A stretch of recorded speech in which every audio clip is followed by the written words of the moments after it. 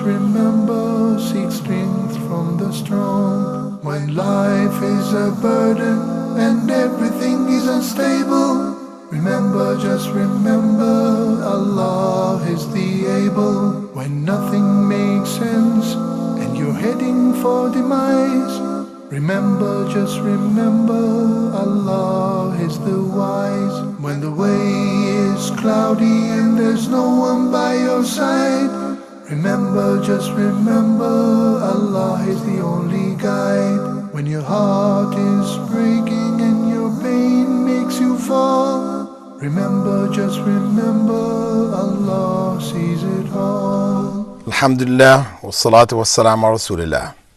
All praise is due to Allah, and may Allah's peace and blessings be on the last messenger of Allah. I'd like to welcome you, dear viewers, to another in our series, In the Names of Allah. And we have been looking at Allah's names from the perspective of understanding them, understanding their meanings, understanding their relevance to us, not just what they mean linguistically, but what they mean in terms of Allah subhanahu wa ta'ala, because oftentimes there is a gap between what the name means linguistically and what it means when applied to Allah subhanahu wa ta'ala. So what we'll be focusing on is obviously what it means to Allah subhanahu wa ta'ala, and that aids us in understanding Allah. And in understanding Allah, that should aid us in worshipping Him, because the basic principle that we are following is, as Allah subhanahu wa ta'ala had said, وَلِلَّهِ الْأَسْمَاءُ الْحُسْنَى فَادْعُوهُ بِهَا. The most beautiful names all belong to Allah, so call on Him with them. Worship Him through them.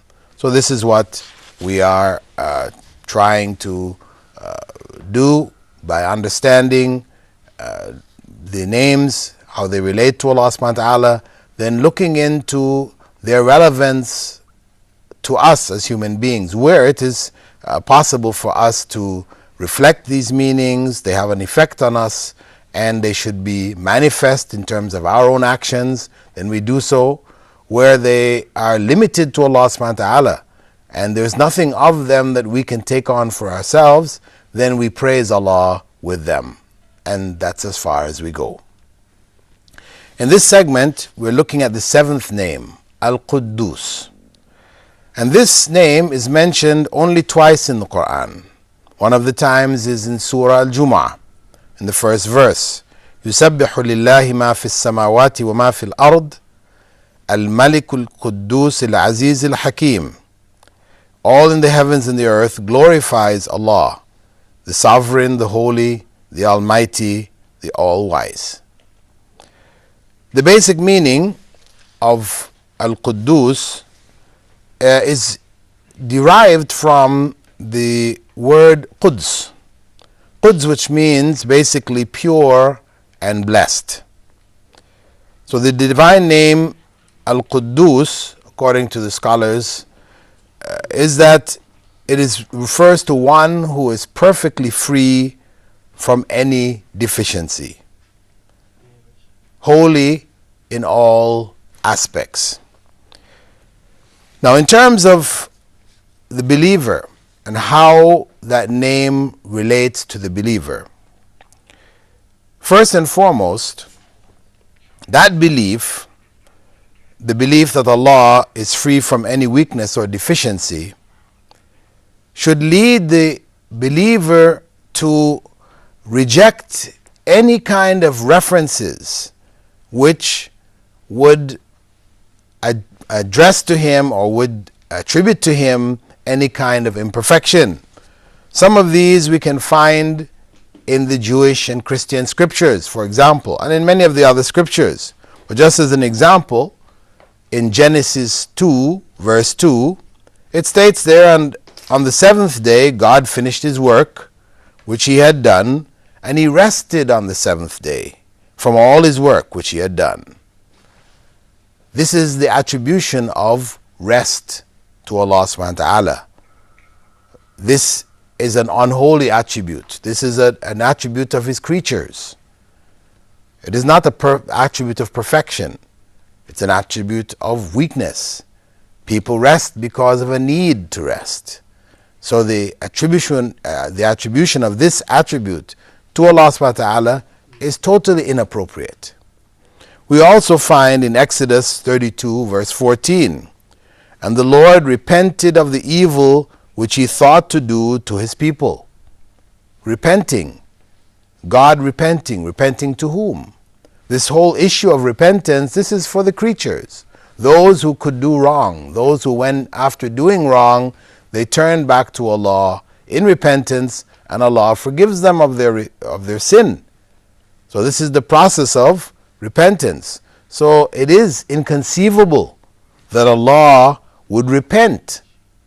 So we would reject all such texts, as being either man-made, distorted, interpolated, whatever, but could not possibly be of a revealed text from God.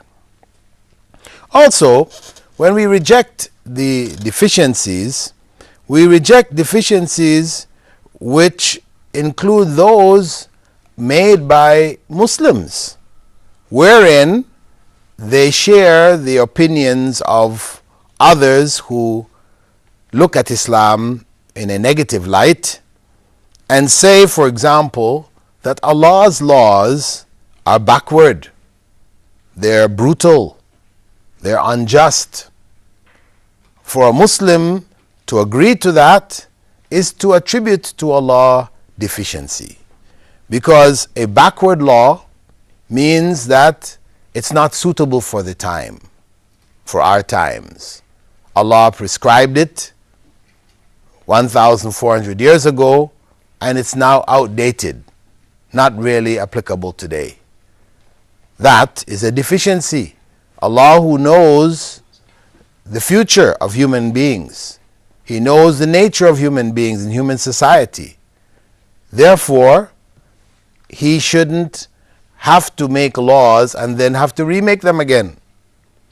He lays down laws which are suitable for human beings in all times and all places. So, for example, people take the law, the Islamic law regarding polygamy, and they look at this as being backward. Yes, people in the ancient times did it, but it's not suitable to our modern world. And as a result, they either add conditions, so they say you can't do it unless you get your wife's permission, when Allah has already given permission, or they say that you can't do it, unless there's something wrong with your wife. She's sick or something. But just to go and take another wife when your wife is perfectly in good health, this is not acceptable. But this was not the way of the first generation. Prophet Muhammad ﷺ didn't marry additional wives because his existing wives were incapable. Same thing with his companions, etc. So the law for polygamy is a law which deals with human need. It's not restricted to the time in which it was revealed. Human society has this need. It has had this need since the earliest of civilizations. It is the norm. Women outnumber men, and polygamy is the way for the excess women in the society to find a home without resorting to being mistresses, lovers, prostitutes, etc., etc. Also, among the laws which may be looked at as brutal is the death penalty, whether it is by cutting off the head or however it is done. The general position held by many Western countries now is that the death penalty is brutal. It shouldn't be applied. Lives should not be taken. But this was the revealed law. This was the revealed law from God. And where it is applied, it has the impact in society. It may not be applied properly, and so the impact is not what it should be. But we can see even in a place like America, where the idea of no death penalty, cancellation of death penalty exists in some states. Other states have chosen not to. They continue to apply it. Another example in terms of brutal is the cutting off of the hand. Death penalty maybe is more widely used. It's found in many different countries in the world. But cutting off the hand, maybe it is only in Islamic law that we have this law today. They say this is brutal. You chop off this hand, the hand which God has created. That is very brutal.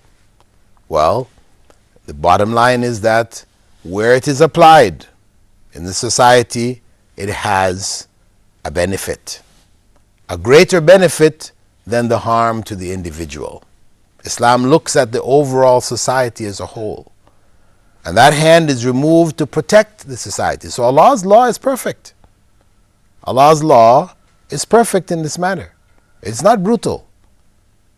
Allowing that person a free hand to steal in the society and put everybody else's security at risk.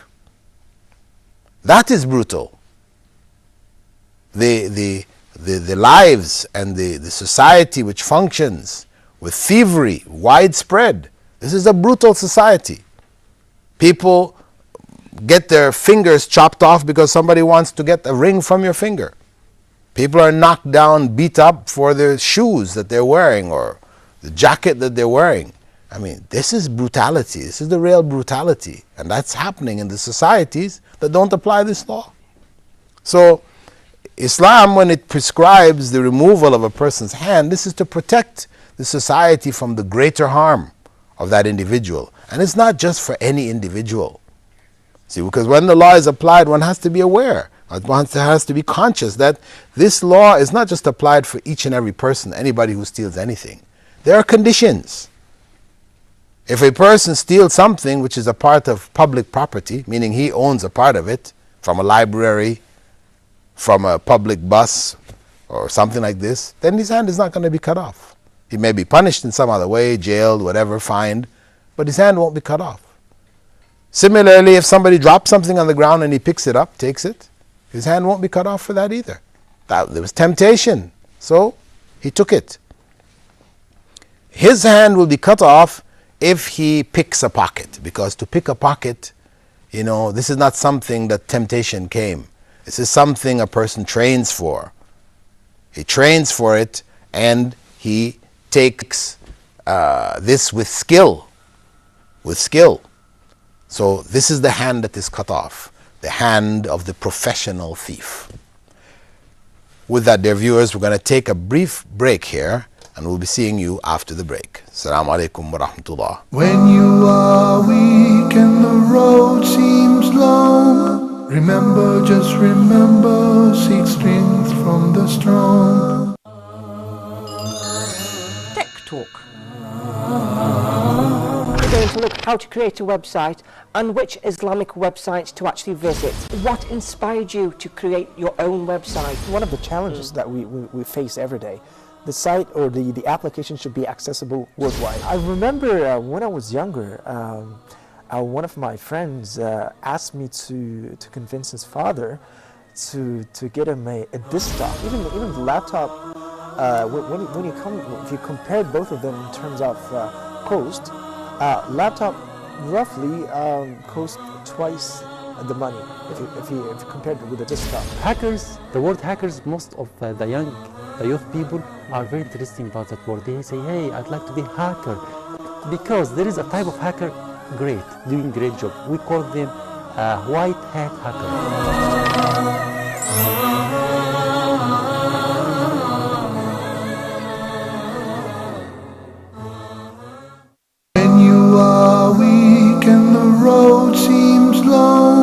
Remember, just remember, seek strength from the strong. Alhamdulillah, wassalatu wassalamu ala rasulillah. All praise due to Allah, and may Allah's peace and blessings be on the last messenger of Allah. I'd like to welcome you back, dear viewers, to our program In the Names of Allah. Prior to the break, we were looking at one of the aspects or the impacts of belief in this name, AlQuddous, what impact it should have on the life of the believer.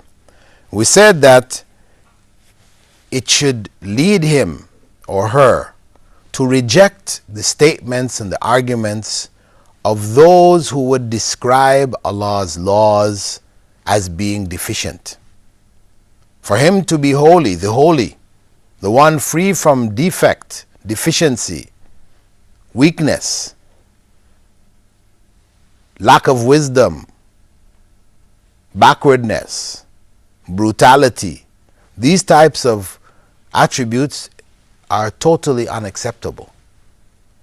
So the believer, when he hears these things mentioned, somebody says, as we said before, that polygamy is a backward law, Muslims shouldn't practice it. We say no. Allah prescribed it. It has benefit for society until the last day of this world. We said also the death penalty. We were speaking about that. And we spoke about cutting off the hand of the thief. That there is benefit in it. Benefit which benefits the society as a whole. Sure, for that individual who loses his hands, it is something harmful to him. But the idea of directing an amount of harm to an individual to save the greater society, this is wisdom. This is wisdom. And this is why Allah has prescribed it. Similarly, the issue of female proportions in the inheritance laws. People say today it is unjust. How? You're going to give a woman half of what you give a man when their parents die. Why should that be? Woman is equal to a man.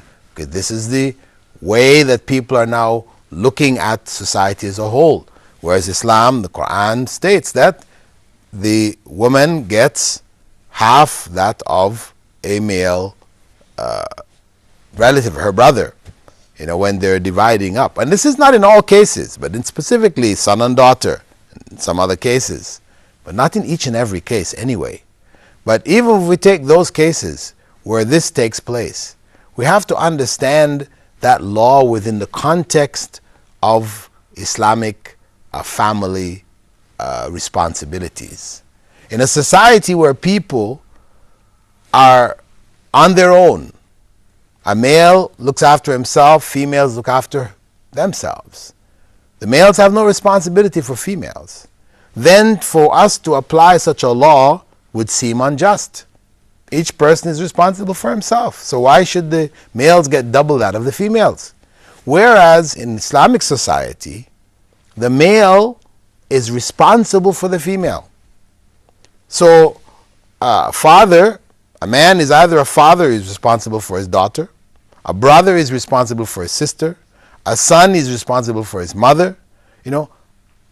Every position, a husband is responsible for his wife. Every position in which there is a relationship between a man and a woman, the man is held responsible.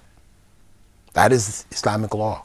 The man is required to look after his daughter until she gets married and leaves the home. A brother, if parents are dead, a brother is required to look after his sister until she gets married and goes on her own with her husband. A son is required to look after his mother. If the father dies, there's nobody to look after her. Her father is dead. He is responsible to look after his mother fully, completely. So the male always is in a position where he's responsible for a female. As a husband, he must provide and maintain his wife. She doesn't have to work.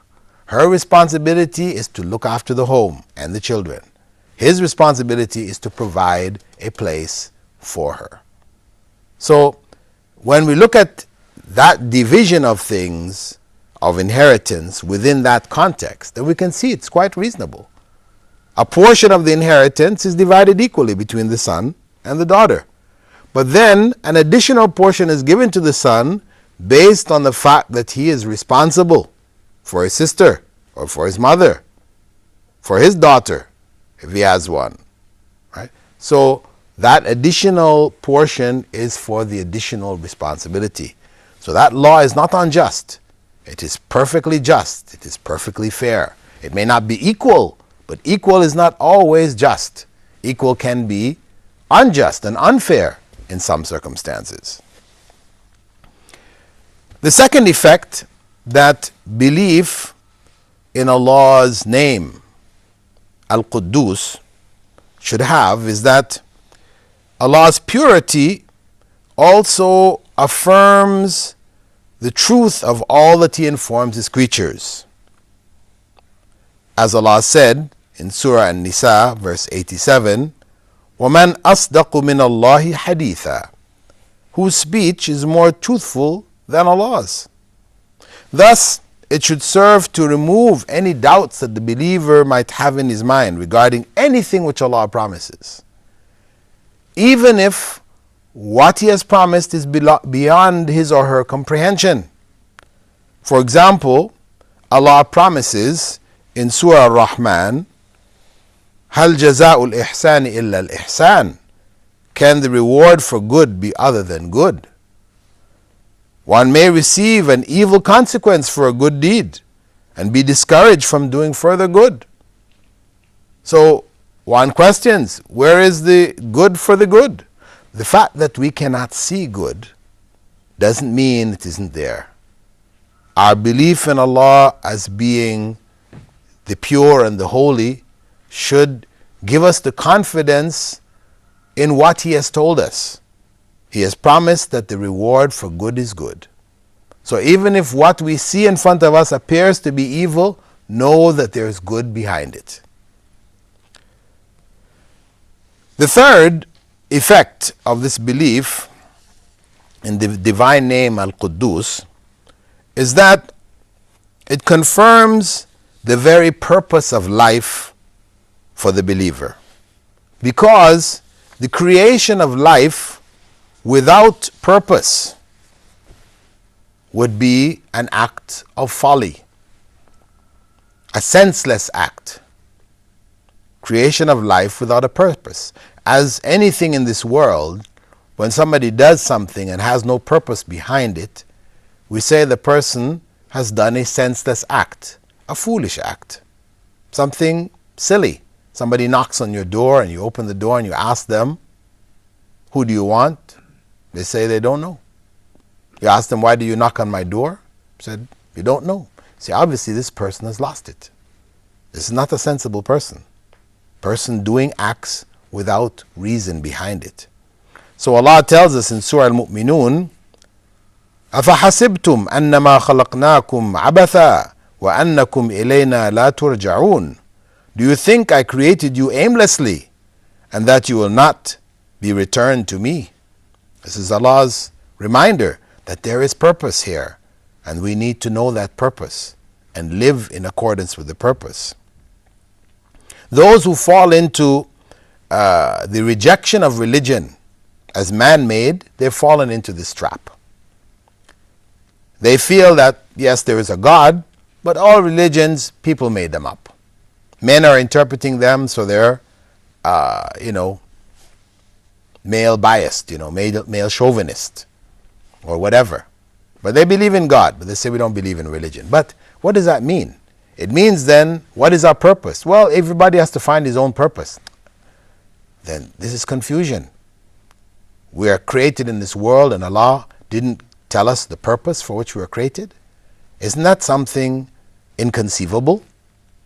I mean, if we think of having, for example, a factory and we hire workers to come and work in the factory, but we don't tell them what their jobs are in the factory. So they come to the factory and they just aimlessly walk around because they don't know what they're supposed to do there. We'd say that this is mismanagement. This isn't wise. It's silly. The wise manager, he makes sure everybody who comes to work has a job description. He knows exactly what he's supposed to do there, what his purpose is. Allah is beyond all of that. He didn't create his creatures and not inform them what their purpose is here. So, believing in Allah as being AlQuddous is believing that He is free from such actions which are aimless. Therefore, there is clear purpose. We need to know it and live in accordance with it. Fourthly, belief that Allah is perfect and free from any deficiencies should also lead the believer to know that His speech, His laws, His divine decrees are all perfect. So the believer would strive to see perfection in them. And even if he can't see it or she can't see it, they believe that it is perfect. And that keeps their faith intact. Now, to some degree, this name has been misused. We find the title given to the Quran as the Holy Quran. But this is in fact really an inappropriate description. Instead, what we find in the Quran is that Allah refers to the Quran as Al-Quran Al-Kareem, the noble Quran, or Al-Quran Al-Majid, the glorious Quran, Al-Quran Al-Azim, the magnificent Quran, Quran Aziz, the mighty Quran. These are the descriptions which Allah gave to the Quran, but not Al-Quddous. He didn't give the term holy to the Quran. So this usage really is inappropriate. And really it is Muslims being affected by the common practice among Christians to call their scripture the Holy Bible. So the Muslims, not to be outdone, call the Quran the Holy Quran, but it's not really appropriate. But if somebody said to you, what is your holy book? We don't say we don't have a holy book. We say our holy book is the Quran. It is the Quran. But we don't call it the Holy Quran. Also, giving the Prophet ﷺ the title the Holy Prophet, this is also inappropriate. In closing, I'd just like to mention that Prophet Muhammad ﷺ also used the name AlQuddous in prayer. And Aisha reported that whenever he was in a position of bowing and prostrating, he used to say, Subuhun Quddusun Rabbul Malaikati wal Ruh, free and pure from defects, Lord of the angels and the Spirit. And when he completed the witr prayer at night, he used to also say, Subhan al-Malik al-Quddus, Subhan al-Malik al-Quddus, Subhan al-Malik al-Quddus, glory be to the Holy King. So this is the way that the Prophet ﷺ used to pray with this name, Al-Quddus. And as such, we should strive to do the same. With that, dear viewers, we'd like to thank you for being with us in this segment of our program, In the Names of Allah. And we'll continue in the next segment with the name As-Salam, and we hope, inshallah, that you will be with us. Assalamu alaikum wa rahmatullahi wa barakatuh. When you are weak and the road seems long, remember, just remember, seek strength from the strong. When life is a burden and everything is unstable, remember, just remember, Allah is the able. When nothing makes sense and you're heading for demise, remember, just remember, Allah is the wise. When the way is cloudy and there's no one by your side, remember, just remember, Allah is the only guide. When your heart is breaking and your pain makes you fall, remember, just remember, Allah sees it all. When you are weak and the road seems long, remember, just remember, seek strength from the strong. When life is a burden and everything is unstable, remember, just remember, Allah is the able. When nothing makes sense and you're heading for demise, remember, just remember, Allah is the wise. When the way is cloudy and there's no one by your side, remember, just remember, Allah is the only guide. When your heart is breaking and your pain makes you fall, remember, just remember, Allah sees it all.